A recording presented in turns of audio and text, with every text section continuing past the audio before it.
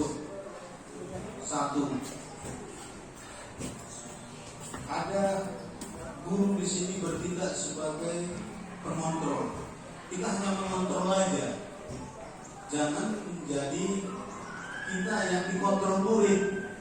Ini dia, ini perlu saya sampaikan. Ya, ini perlu saya sampaikan. Kita harus mengambil posisi di mana. Kalau kita sebagai pelaksana dari proyek Pancasila atau nilai-nilai kebajikan universal tadi, atau menumbuhkan budaya positif di anak-anak, ada 5 posisi kontrol yang perlu kita terapkan sama siswa. Tapi mana nanti yang terbaik, Bapak Ibu pilih ini salah satu. Yang pertama, posisi kontrol kita guru sebagai penghukum. Ibaratnya siswa kita tidak mau kita suruh membawa bunga, apakah kita patuh sebagai posisi penghukum di sana? Jadi apa itu posisi penghukum?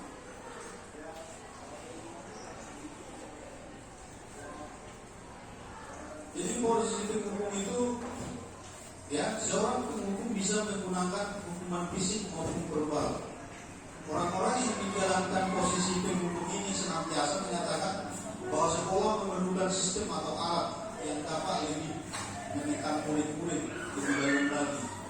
Guru-guru yang menerapkan posisi penghukum ini akan berkata, patuhi aturan saya, awas. Ini sering memang kita ucapkan. Ikuti peraturan saya. Ya, kamu sudah salah. Jadi nanti pas kita melaksanakan proyek itu, posisi mana yang mau kita laksanakan, yang kita buat? Apakah kita sebagai penghukum? Apakah ini berhasil nanti?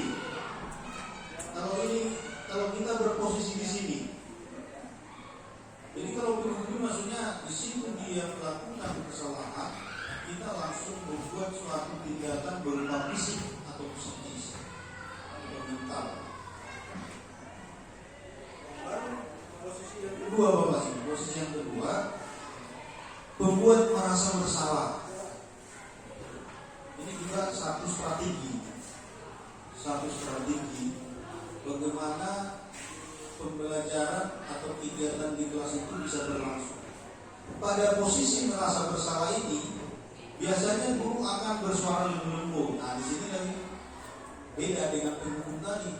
Kalau di penghukum tadi, awas kamu ya, nak hukum kau nanti, kena start kau nanti. Itu yang kita bilang sama anak-anak. Tapi di merasa bersalah ini, gurunya bersuara lebih lembut. Pembuat merasa bersalah ini akan menggunakan keheningan yang membuat orang lain merasa tidak nyaman. Lembutnya suara kita itu, tapi si anak dia udah merasa tidak nyaman. Ya. Dan merasa bersalah atau rendah diri. Jadi kata-kata membuat merasa, guru biasa berkata, ibu sangat kecewa sekali dengan kamu nak. Itu dia, kecewa sekali saya. Berapa kali bapak harus kasih tahu? Gimana coba kalau orang tua kamu tahu kamu berbuat begini?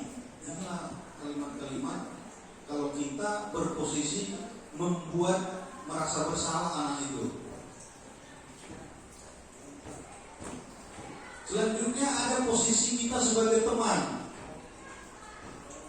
dalam melaksanakan kegiatan atau pembelajaran. Apakah cocok nanti kita terapkan ini sebagai posisi teman? Artinya kita berteman dengan siswa itu. Guru pada posisi ini tidak akan menyakiti murid, tentunya tidak, karena kita ini posisi kontrol kita adalah sebagai teman. Namun akan tetap berupaya mengontrol murid melalui persuasi. Persuasi itu artinya ajakan. Posisi teman pada guru bisa negatif, bisa positif. Ya, jelas. Kalau sudah siswanya menganggap kita teman dekatnya, hati-hati kita Bapak Ibu.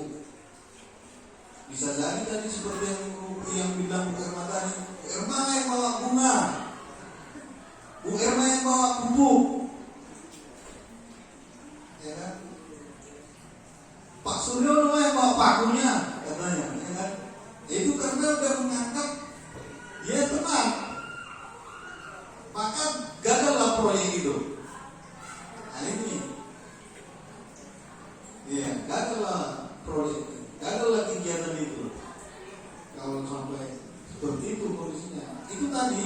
Tapi kalau dia bermakna positif, ya ini baik. Cuma nanti kita tidak tahu bisa melihat sampai di mana posisi ini maksud. Ya. Jadi kalau positif di sini berupa hubungan baik yang terjalin antara guru dan murid. Guru di posisi teman menggunakan hubungan baik dan humor. Biasanya berhumor ini. Nah, Bapak, makanya saya agak bodoh hari ini. Kamu yang lebih pintar. Nah, ya kan sobat.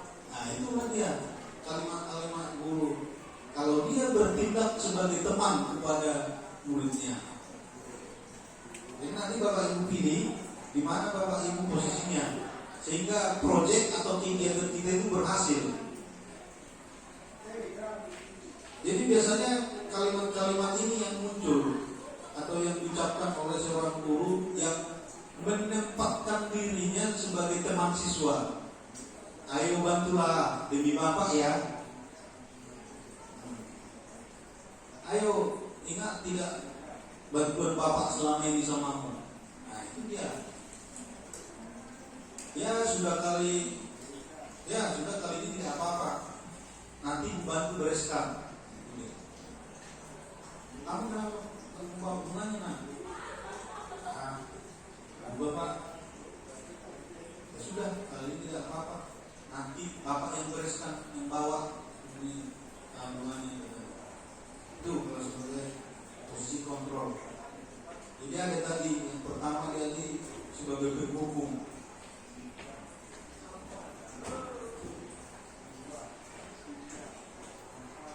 Selanjutnya supaya berhasil suatu kegiatan itu bisa kita menempatkan kita sebagai pemantau. Tapi apakah sebagai pemantau ini maksimal hasilnya? Coba kita lihat. Memantau berarti mengawasi. Ya, sini kita mengawasi. Pada saat kita mengawasi, kita bertanggung jawab atas perilaku orang yang akan kita awasi. Jadi kalau mengawasi ini kita hanya mengingatkan peraturan sama anak-anak itu.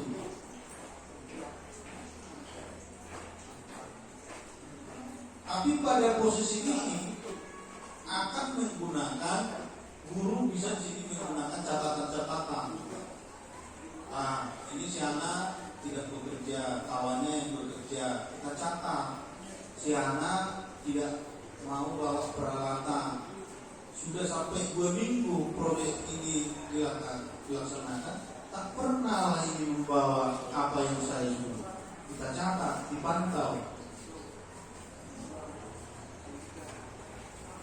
Jadi posisi pemantau sendiri berawal dari teori stimulus respon yang menunjukkan tanggung jawab guru dalam mengontrol murid. Selanjutnya posisi yang terakhir adalah posisi manajer.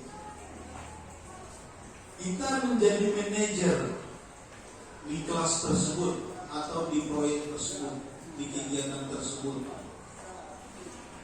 Jadi posisi di mana guru berbuat sesuatu bersama dengan murid, mempersilahkan murid mempertanggungjawabkan perilakunya, mendukung murid agar dapat menemukan solusi atas permasalahannya sendiri.